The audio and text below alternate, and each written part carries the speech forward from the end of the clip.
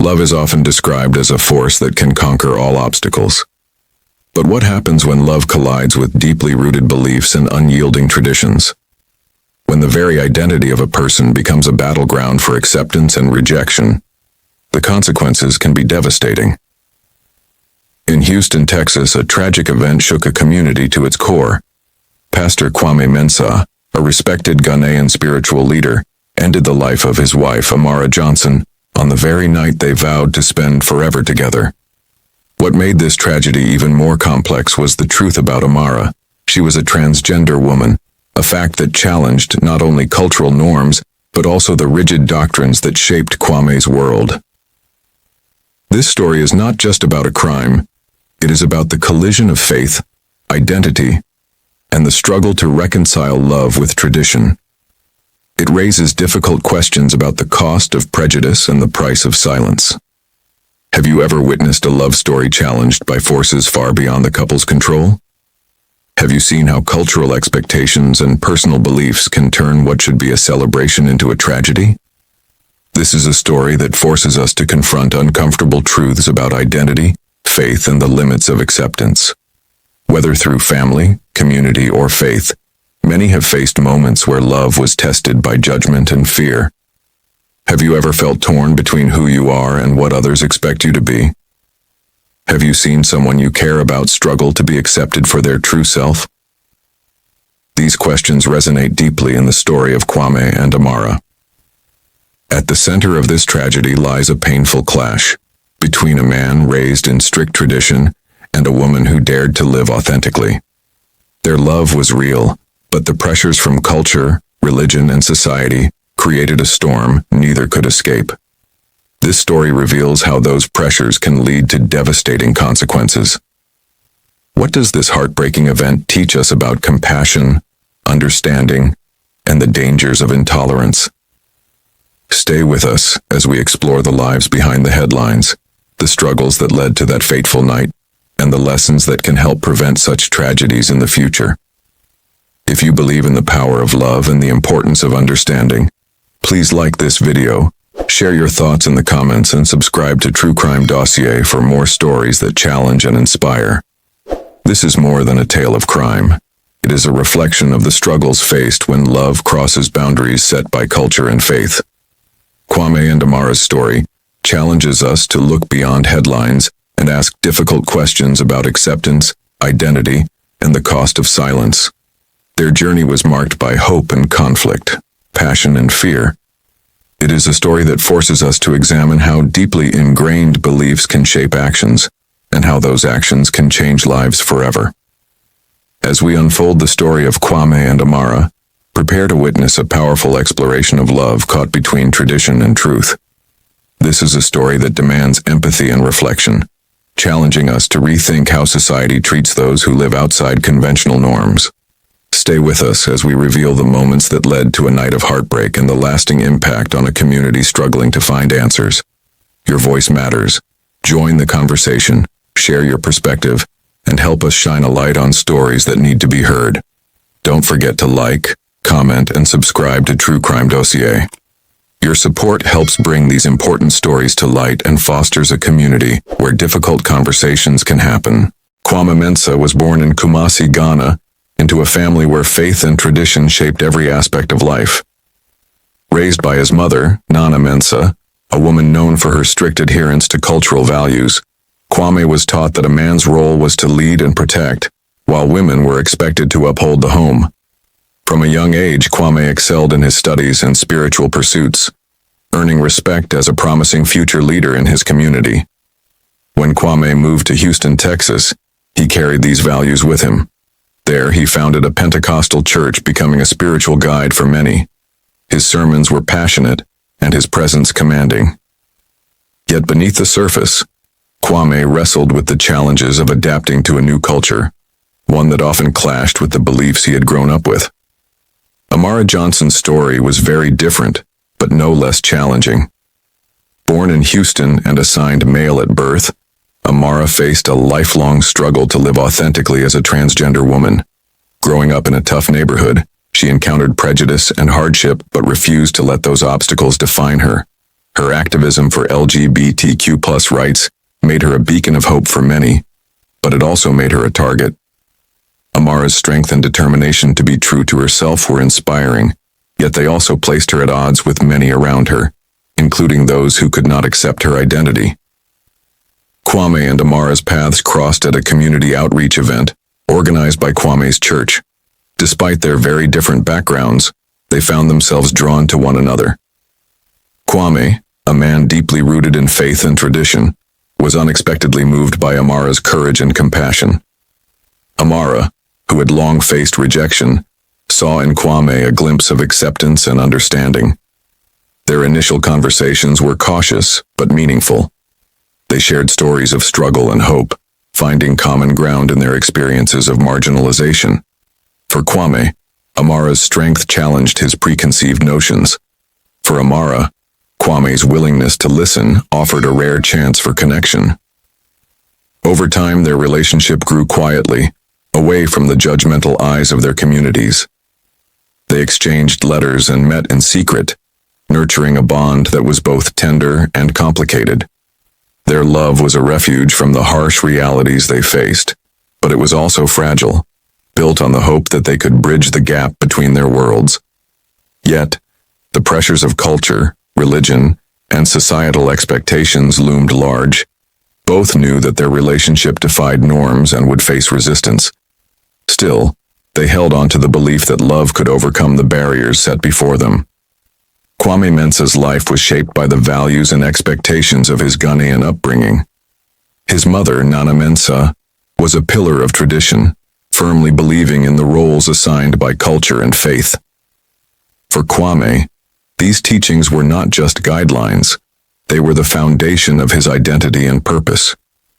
Yet, his love for Amara challenged everything he had been taught.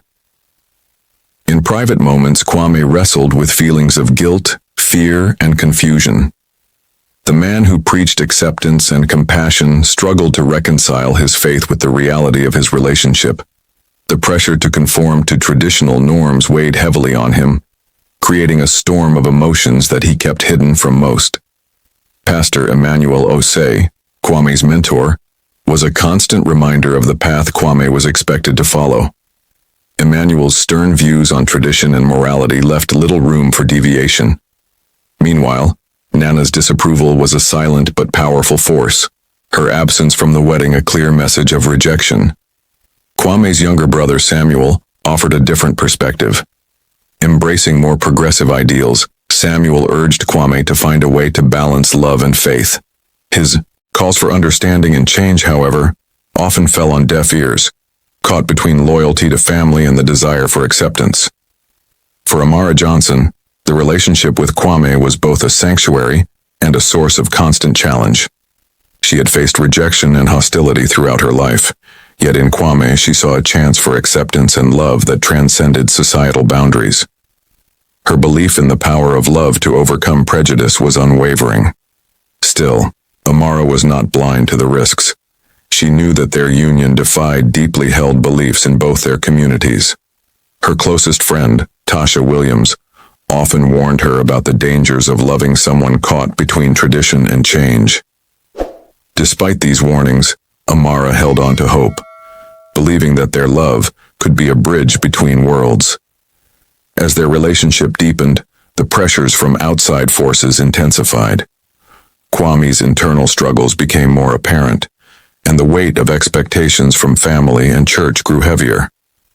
Amara felt the strain of being seen as an outsider, not just by Kwame's community, but sometimes even within her own circle.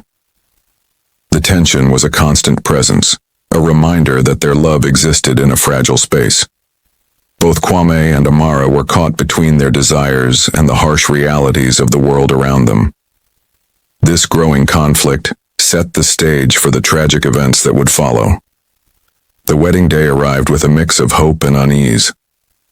Kwame and Amara chose a modest ceremony, held in a secluded garden filled with the scent of jasmine and gardenias. Only a small group of close family and friends attended, including Kwame's brother Samuel and Amara's best friend Tasha.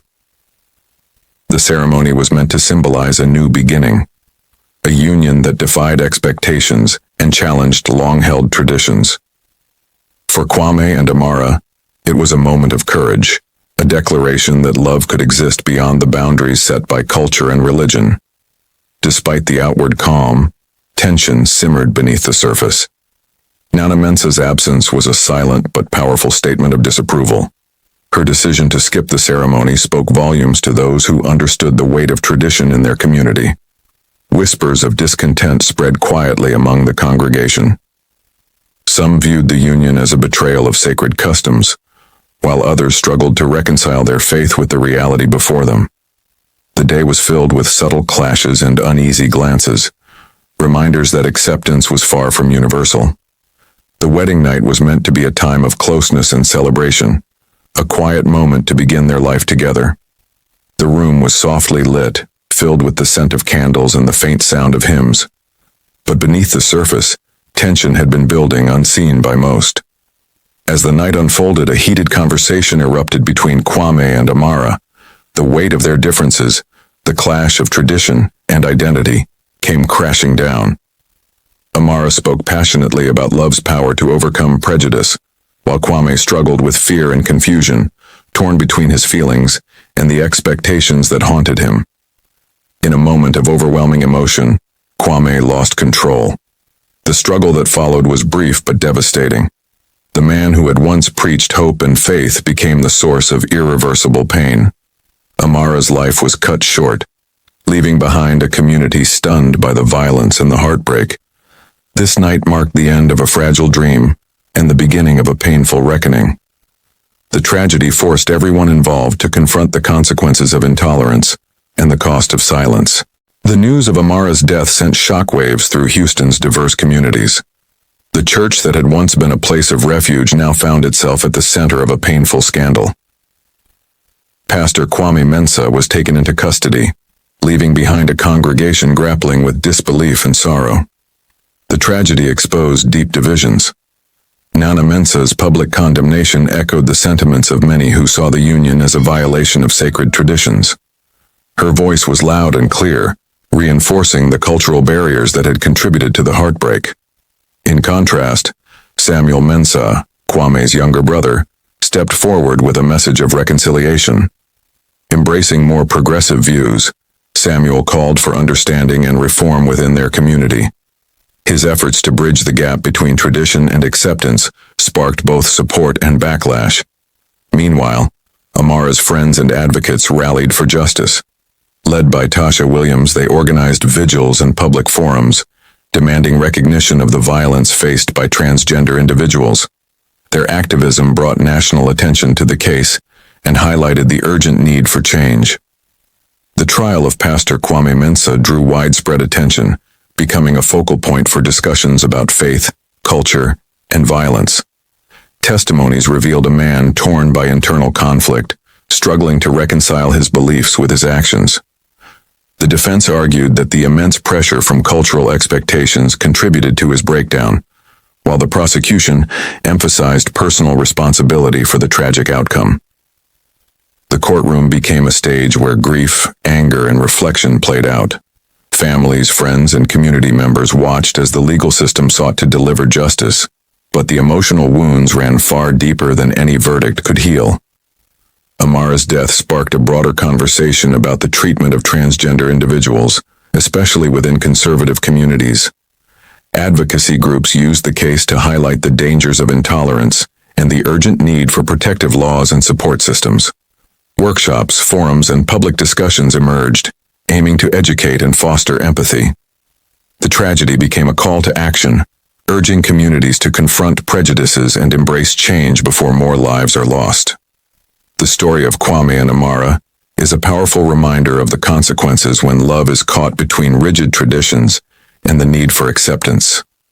It challenges us to consider how deeply held beliefs can sometimes blind us to the humanity of those we care about. This tragedy urges communities to reflect on the importance of empathy and open dialogue.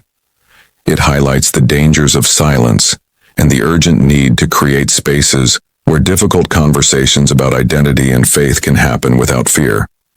Amara's life and death have become a symbol for many, a call to embrace those who live authentically, even when their paths challenge the status quo. Her legacy inspires ongoing efforts to foster understanding and to protect the rights of marginalized individuals. Samuel Mensah's public advocacy for change represents a hopeful step toward reconciliation.